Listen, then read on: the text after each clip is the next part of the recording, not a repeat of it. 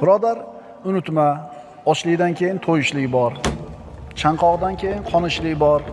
Bedorlikdan keyin uyqu bor. Kasallik, bemorlikdan keyin tuzalishlik, ofiyat bor. Astagfirullah. Fa'asallohu an yatiya bil fathi.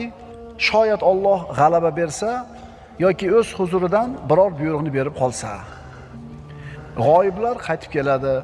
Adashganlar yo'lini topadi. Mashaqqatga kirganlar bir kun kelib qutuladi. Zulmat, qorong'ulik ham bir kun albatta tarqaydi. G'amga botib qolgan kishi yaqinda yorug'lik tezligida keladigan farajni kutsin. Birodarlar, tun o'zini eng qorong'u lahzasiga yetdimi? Bas, undan keyingi lahza yorug'likka, tongga qarab yurishlik bo'ladi. Tunni eng qorong'u qismi soat necha bo'ladi?